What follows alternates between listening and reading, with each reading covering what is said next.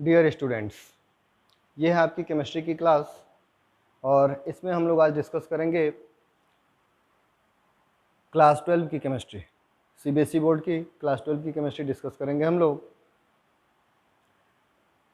सबसे पहले हम लोग देखेंगे कि सीबीएसई बोर्ड के सिलेबस में क्या क्या है, उसके बाद एक एक करके हम लोग चैप्टर्स को कवर करेंगे। तो जहाँ तक सीबीएसई बोर्ड के सिलेबस की बात करें तो सीबीएसई बोर्ड के सिलेबस में सीबीएसई ने सिलेबस को 3 पार्ट में डिवाइड करके रखा है, जिसमें पहला पार्ट जो है वो 23 मार्क्स का है।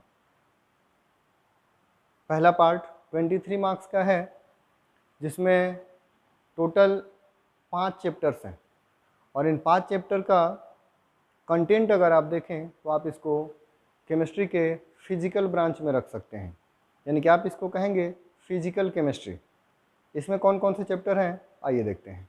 इसमें पहला चैप्टर है द सॉलिड स्टेट, दूसरा चैप्टर है सॉल्यूशन, तीसरा चैप्टर है इलेक्ट्रोकेमिस्ट्री, चौथा चैप्टर है केमिकल काइनेटिक और पांचवा चैप्टर इसमें क्या है सरफेस केमिस्ट्री। तो ये 5 चैप्टर मिला के 23 मार्क्स आपको देते हैं आउट ऑफ 70।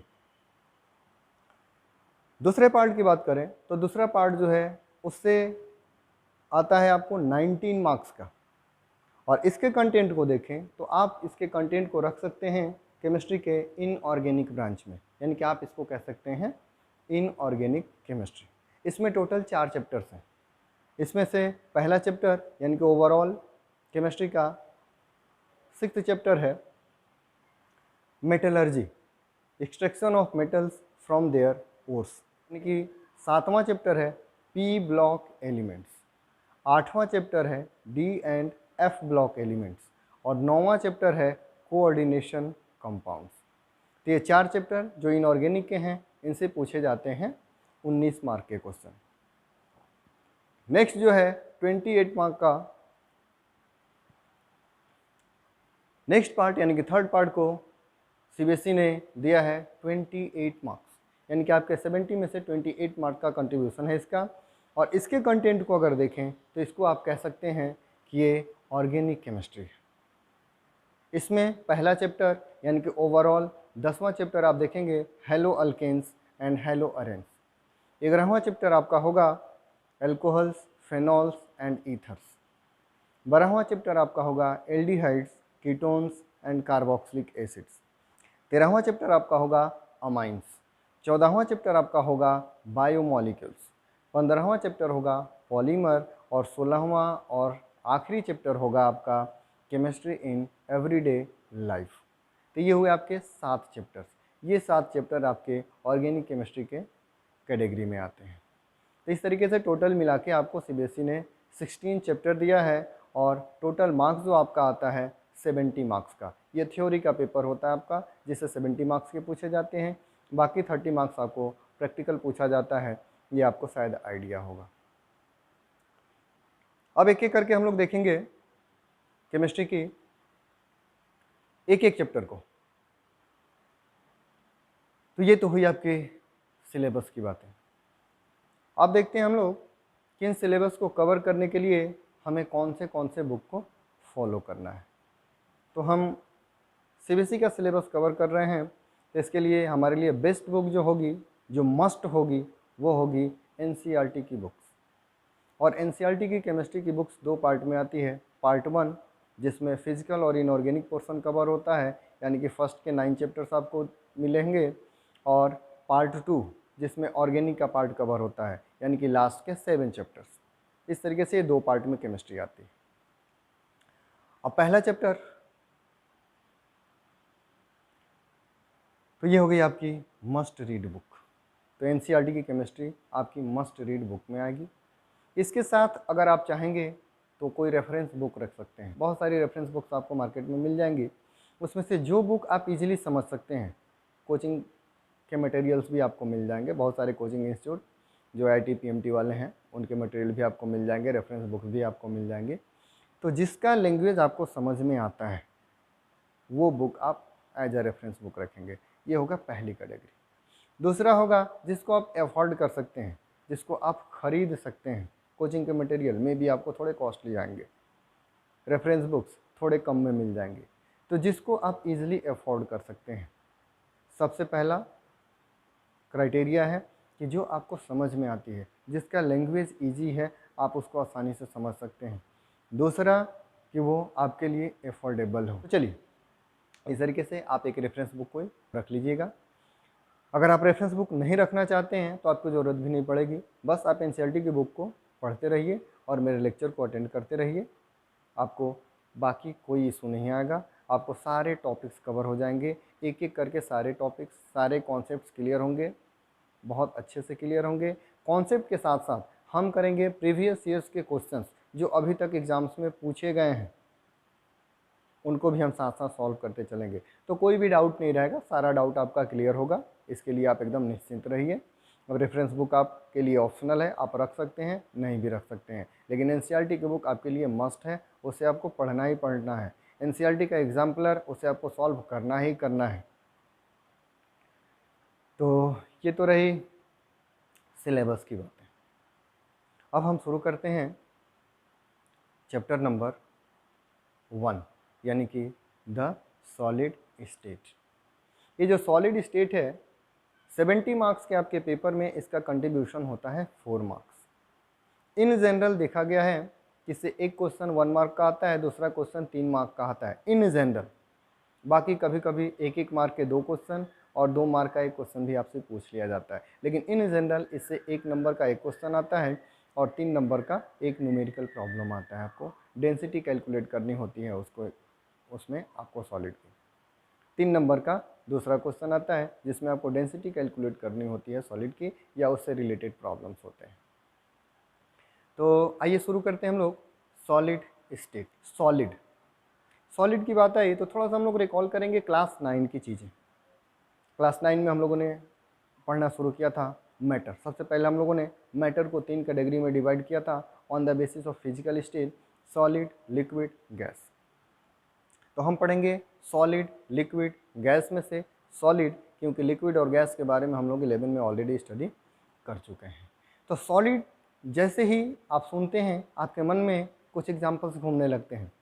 जैसे अभी जो पेन लेके आप बैठे हैं, जिससे आप लिख रहे हैं, वो पेन सॉलिड की कैटेगरी में आता है। पेंसिल जिसको आप लिखने के लिए यूज़ करते हैं, वो भी सॉलिड की कैटेगरी में आता है। वो कॉपी जिस पे आप लिख रहे हैं, सॉलिड की कैटेगरी में आता है। बुक्स जिसको आप पढ़ रहे हैं, सॉलिड की कैटेगरी में आता है। आपका गैजेट, मोबाइल फ़ोन, लैपटॉप, ये सब के सब क्या आते हैं, सॉलिड की कैटेगरी में आते हैं। तो इस तरीके के बहुत सारे एग्जाम्पल आपके जनरल लाइफ में हैं सॉलिड के, और सबसे ज़्यादा एग्जाम्पल हमारे जनरल लाइफ में सॉलिड के ही हैं। सबसे ज़्यादा हम किसी चीज़ का यूज़ करते हैं तो सॉलिड ही है। लिक्विड और गैसेस का कम यूज़ करते हैं हम, सॉलिड्स का ज़्यादा करते हैं। ये कुछ एग्जाम्पल हैं सॉलिड्स के। अब ये जो भी मटेरियल्स हमने डिस्कस किया, हमने कहा कि ये सॉलिड है, तो आखिर इन्हें हमने सॉलिड क्यों कहा? सॉलिड की कुछ प्रॉपर्टीज़ तो होती होगी जिस प्रॉपर्टीज़ को ये मटेरियल्स होल्ड कर रहे हैं, और इस वजह से इन मटेरियल्स को हम लोग क्या कह रहे हैं, सॉलिड कह रहे हैं। तो देखते हैं कि सॉलिड्स में कौन कौन सी प्रॉपर्टी होती है। तो सॉलिड में जो सबसे पहली प्रॉपर्टी होती है वो होती है उसका फिक्स शेप।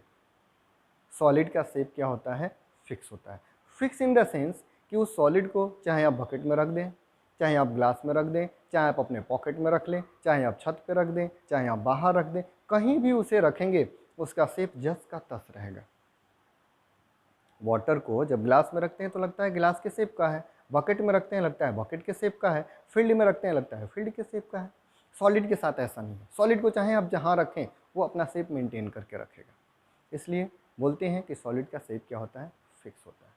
ठीक उसी तरीके से सॉलिड का वॉल्यूम जो होता है वो भी फिक्स होता है। नेक्स्ट हम लोग करेंगे सॉलिड की डेंसिटी जो होती है वो बहुत हाई होती है।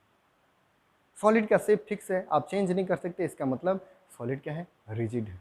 सॉलिड्स रिजिड होते हैं, इनकम्प्रेसिबल होते हैं, सॉलिड फ्लो नहीं कर सकते। सॉलिड को आपका पेन है, जहाँ पे आप रख देंगे वहीं पड़ा रहेगा, अगर किसी ने उसे हटाया नहीं तो जस का तस रहेगा, वहाँ से 1 सेंटीमीटर भी नहीं हिलेगा। यानी कि सॉलिड में फ्लूइडिटी की प्रॉपर्टी नहीं होती है, वो फ्लो नहीं कर सकता है। अब हमारे मन में ये बात आती है क्या कि सॉलिड में ये सब प्रॉपर्टीज़ होती क्यों हैं? सॉलिड में ये सब प्रॉपर्टीज़ होती क्यों हैं? क्या कारण है कि सॉलिड में ये सब प्रॉपर्टीज़ होती हैं? फ्लो नहीं करता है, उसका शेप फिक्स होता है, उसका वॉल्यूम फिक्स होता है, उसकी डेंसिटी हाई होती है, इनकम्प्रेसिबल होता है। तो फिर से रिकॉल करते हैं क्लास 9 की चीज़ें। क्लास 9 में हम लोगों ने पढ़ा था काइनेटिक थ्योरी ऑफ मैटर, और उस काइनेटिक थ्योरी ऑफ मैटर में हम लोगों ने पढ़ा था कि जो भी मैटर के पार्टिकल हैं उन मैटर के पार्टिकल के बीच होता है इंटरमोलिकुलर फोर्स। याद आ रहा होगा आप लोगों को, इंटरमोलिकुलर फोर्स, और वो भी किस टाइप का, अट्रैक्टिव टाइप का, अट्रैक्टिव इंटरमोलिकुलर फोर्स। सॉलिड के जो भी मैटर है, मैटर के पार्टिकल के बीच होता है अट्रैक्टिव इंटरमोलिकुलर फोर्स। और जब इंटरमोलिकुलर फोर्स होगा सॉलिड के पार्टिकल के बीच, तो पार्टिकल को क्या करेगा, खींचेगा। अट्रैक्टिव है तो खींचेगा। अब जो भी मैटर है, मैटर के पार्टिकल के बीच इंटरमोलिकुलर फोर्स है, वो एक दूसरे को आपस में खींचेंगे तो एक दूसरे के क्या आएंगे, पास आएंगे। फिर थोड़ा सा एक कॉन्सेप्ट याद करने की कोशिश कीजिए कि मटेरियल हमने पढ़ा था कि बहुत छोटे छोटे पार्टिकल से मिलकर बने होते हैं, और वो पार्टिकल जनरली किस शेप के होते हैं, स्फेरिकल शेप के होते हैं। तो जब स्फेरिकल शेप के होते हैं तो स्फेयर को चाहे आप जितना पास रख दें, उनके बीच थोड़ा बहुत गैप तो बच ही जाएगा। उसी गैप को बोलते हैं इंटरमोलिकुलर स्पेस। इंटरमोलिकुलर फोर्स जो अट्रैक्टिव नेचर का होता है, इंटरमोलिकुलर स्पेस जो दो स्फेयर्स के बीच में मिलता है। तो ये दो मैटर की प्रॉपर्टी है कि मैटर के पार्टिकल एक दूसरे को अट्रैक्ट करते हैं, और मैटर के पार्टिकल के बीच में इंटरमोलिकुलर स्पेस होता है। अब दो चीज़ें हैं, इंटरमोलिकुलर फोर्स जो पार्टिकल्स को अट्रैक्ट करने की कोशिश करता है, इंटरमोलिकुलर स्पेस जो पार्टिकल्स के बीच में होता है। तो अट्रैक्टिव फोर्स जितना स्ट्रॉन्ग होगा, पार्टिकल्स को उतना स्ट्रांगली अट्रैक्ट करेगा, तो पार्टिकल्स उतना पास पास रहेंगे। जब पार्टिकल्स पास पास रहेंगे तो उनके बीच इंटरमोलिकुलर स्पेस क्या होगा, कम होगा। मतलब आप क्या निकाल सकते हैं कि इंटरमोलिकुलर फोर्स और इंटरमोलिकुलर स्पेस ये दोनों एक दूसरे के क्या हैं, अपोजिट हैं। जब ये दोनों एक दूसरे के अपोजिट हैं तो इनके तीन कंडीशंस हो सकते हैं। कंडीशन नंबर 1, इंटरमोलिकुलर फोर्स बहुत ही कम हो ही नहीं, नेग्लिजिबल हो, जीरो हो लगभग। तो जब इंटरमोलिकुलर फोर्स बहुत कम होगा तो पार्टिकल एक दूसरे को अच्छे से अट्रैक्ट नहीं कर पाएंगे। तो एक पार्टिकल जहां मन करेगा वहां मूव करेगा, दूसरा पार्टिकल जहां मन करेगा वहां मूव करेगा, किसी का किसी के ऊपर कोई कंट्रोल नहीं है। अब ये एक दूसरे से ज़्यादा दूर पे रहेंगे क्योंकि इनके बीच अट्रैक्शन क्या है, कम है। तो इनके बीच का गैप क्या होगा, यानी कि इंटरमोलिकुलर स्पेस क्या होगा, बहुत ज़्यादा होगा। तो intermolecular force negligible, intermolecular space maximum. दूसरा कंडीशन हो सकता है कि इंटरमोलिकुलर फोर्स स्ट्रॉन्गेस्ट हो। जब इंटरमोलिकुलर फोर्स स्ट्रॉन्गेस्ट होगा तो पार्टिकल को बहुत पास पास करके रखेगा, यानी कि उनके बीच इंटरमोलिकुलर स्पेस क्या होगा, मिनिमम होगा। तीसरा कंडीशन आता है कि इंटरमोलिकुलर फोर्स न बहुत ज़्यादा हो न बहुत कम हो, तो इंटरमोलिकुलर स्पेस भी न बहुत ज़्यादा होगा न बहुत कम होगा। इस कंडीशन को कहते हैं लिक्विड स्टेट।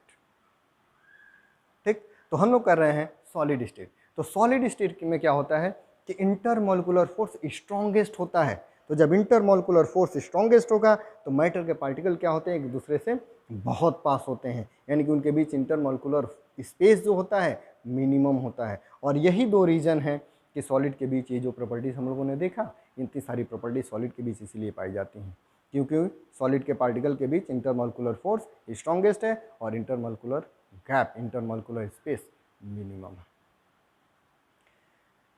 अभी तक जो कुछ हम लोगों ने देखा ये रही क्लास 9th की चीज़ें जो हम लोग पढ़ चुके हैं। अब हम लोग देखेंगे क्लास 12th में हम लोगों को क्या पढ़ना है। तो इसी सॉलिड को हम कैटेगराइज करेंगे, कितने कैटेगरीज के सॉलिड्स होते हैं नेक्स्ट लेक्चर में हम देखेंगे। आज हम लोग यहीं कवर करते हैं, आज हम लोग क्लास को यहीं पर समाप्त करते हैं। कल देखेंगे हम लोग कि सॉलिड को कितने कैटेगरी में डिवाइड किया गया है। धन्यवाद। इस लेक्चर को अच्छे से देखिएगा, फॉलो कीजिएगा। इसको देखने के पहले और देखने के बाद NCERT को ज़रूर पढ़िएगा। इसको देखने के पहले और देखने के बाद NCERT ज़रूर फॉलो कीजिएगा। मैं दावा करता हूँ कि आपको किसी रेफरेंस बुक की ज़रूरत नहीं पड़ेगी। Thank you, take care.